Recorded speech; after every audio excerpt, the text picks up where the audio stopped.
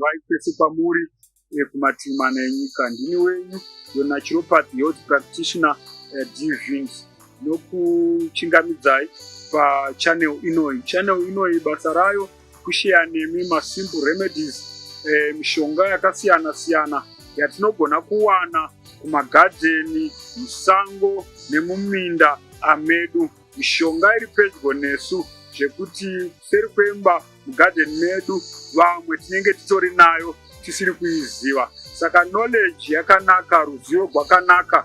Kune hama dzedu dzakafa dzanga dzisingafani kufa dai dzanga dzakaziva zvinhu izvi. Saka it's my challenge kuti ndishare nemwi tisave life yanga ichifana kusevheka. Mushure mekunge chipatara chaita kure kwanonoka kusvipa, vamwe vakafira munzira. Mushure mekunge mari dzekuenda kuchipatara dzashayikwa, vakafa vashayiwa mari yekuchipatara. Mushure mekunge transport yekutoenda kuchipatara kwacho yashayikwa. Mushure mekunge kwaendwa kuchipatara kukaonekwa mishonga kusina. But tine good news pachannel inoi.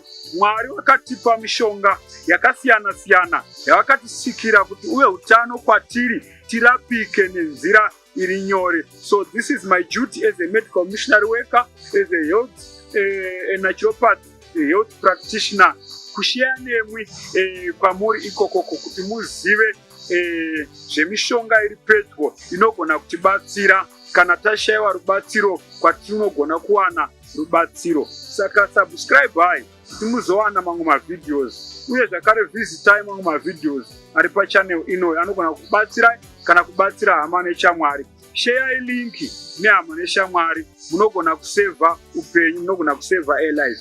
As a naturopathy health practitioner tinoshandisa inonzi holistic approach.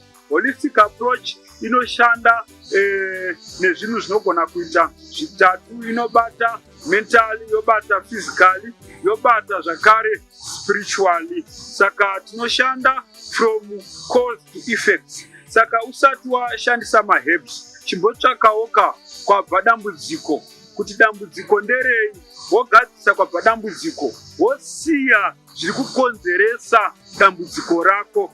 You can be healed uchishandisa maherbs. Vanhu vakawanda havadi kuziva kuti zvirwere zvavo zviri kukonzereswa nei, number 1. Number 2, havadi kuziva, havadi kurega zviri kukonzeresa zvirwere. Saka kuti murapike nemaherbs zvakanaka, addressa the cause, pari kubva chirwere. Number 2, worega kuita zvinokuchidzira chirwere chiri kukunetsa. Then you can use maherbs neamwe natural remedies ugopora, Mwari vachikubatsira. Saka dai Mwari vatiitira zvakanaka, taporeswa panyama, taporeswa pamweya, taporeswa papfungwa kuburikidza our great physician anova Jesu Kristu. Isusu tinorapa, anoporesa ndiKristu. Saka ndisingapedzi nguva, regai ndishare nemwi flower randinaro panapa iri. Vanhu vakawanda vanoriziva riri flower, mudzimba dzakawanda ririmo. Flower irori rinowanikwa the all year round, rinenge riripo riri green. Zita racho iti Vinca Rosea. Vinca Rosea. Vinca, it means evergreen all year round. Rinenge riripo rinowanikwa. Saka Mwari vakatipa mushonga unoshamisa zvakadai, wekuti unge uripo gore rese mazuva ose uchitibatsira pazvirwere zvakasiyana siyana. Saka vasati vane flower iri, ritsvakei moridzvara padzimba dzenyu, mumagadheni enyu, padhuze neyadi penyu. Rinoita ruva, zvakare rinokubatsirai semushonga. Saka muchaona kuti maruva anoshanda, mashizha anoshanda, stem inoshanda, maroots anodii zvakare anoshanda. Saka regai ndishare nemi about 8 benefits ezvirwere zvinorapika muchishandisa ruva irori iri. About 8 benefits dzinorapika muchishandisa this flower. Number 1 is diabetes, rinobatsira padiabetes. Number 2, rheumatism, rinobatsira parheumatism. Number 3, leukemia, rinobatsira paleukemia. Number 4, it's constipation, rinobatsira paconstipation. Number 5, insect bites, kurumwa nema-insects akasiyana-siyana, zvipukanana zvinoruma zviya zvakaita semarize, ruva irori rinobatsira. Number 6, pamawatsi zvakare rinobatsira, bhopo rinobatsira ruva irori. Uye zvakare paarthritis rinodinhai, rinobatsira zvakare. Uye zvakare it's a blood cleanser, ruva irori rinoklina ropa. Saka padiabetes tingabatsirikana sei? Mashizha 4 chete eruva irori, 4 mashizha eruva iyi mumvura yaboila, woisa mashizha 4 mukapu yemvura. Wait after 30 minutes, you make your infusion, wobva wanwa. Izvozvozvo zvinoita kuti diabetes idzike, sugar idzikire. Izvozvi kwemaminutes mashoma rinobatsira. Uye zvakare leukemia, ndataura zveLeukemia, it's a type of cancer yeropa inonzi leukemia. Midzi yacho zvakare inorapa cancer yeropa. Uye zvakare paconstipation, mashizha zvakare anodinhai, anobatsira. Vaya vanotora zuva rese 2 days 3 days vasiri kuenda kutoilet, chirwere chinonzi constipation, ruva irori zvakare rinobatsira. Uye zvakare stem yacho iyi, ukavhuna ruva irori rinobuda mukaka. Saka mukaka iwowo ndo unobatsira pakurumwa nezvipukanana, unoklina, woisa mukaka iwowu panenge parumwa paya rinorapa. Uye zvakare pamhopo, mukaka iwowo unoisa pamawatsi, uye zvakare rinodinhai, rinorapa zvakare.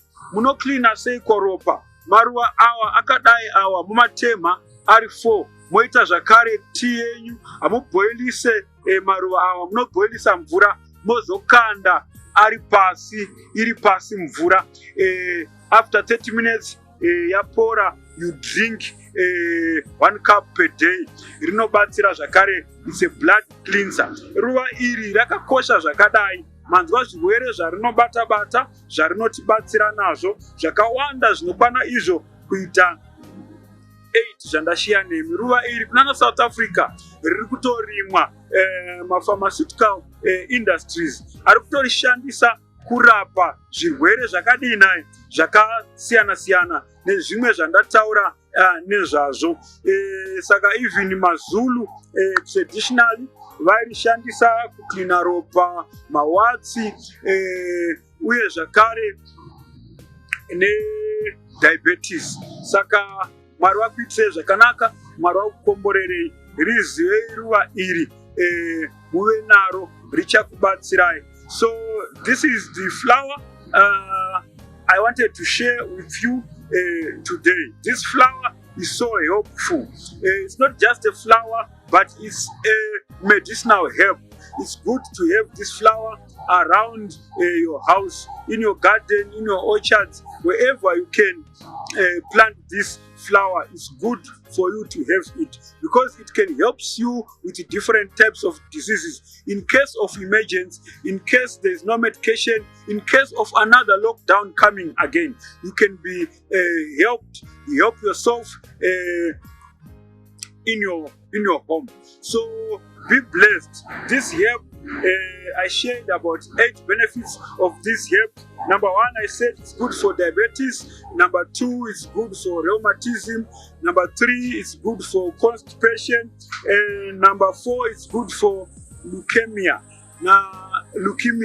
Number 5, it's good for insect bites. Number 6, it's good for arthritis. Also, number 7, it's a blood cleanser. This flower, so it can help you. So 4 leaves of this herb, it can help you to lower your diabetes level. 4 leaves, an infusion, hot water in a cup, 4 leaves, wait for 30 minutes, then drink. It lowers your blood glucose. It's also good for constipation. It's also good for blood cleansing, especially the flowers. They can cleanse your blood. 4 of these flowers, infusion of it 1 cup of hot water and these 4 leaves can cleanse your blood. It's also good for warts. The milk in this flower, it's good to treat warts. It's also good for insect bites. I think I shared about it. It's also good for leukemia. Leukemia is another type of blood cancer, cancer of the blood. Leukemia, that's leukemia. It's cancer of the blood. So it can treat also cancer of the blood. It's an anti-cancer. This flower. So this is I wanted to share with you on this video. Diabetes, rheumatism, leukemia, constipation, insect bites, warts, blood cleanser, and also it's good for arthritis. So be blessed. Please subscribe and stay tuned so that you can benefit from these videos. Brothers and sisters, especially those who are inspiring, who are preparing for country living, we have to know these things, these herbs. In countryside, we are going to use them. So please know them. Please share the link. Please subscribe to benefit your friends and your family members, even yourself. Stay tuned. Be blessed.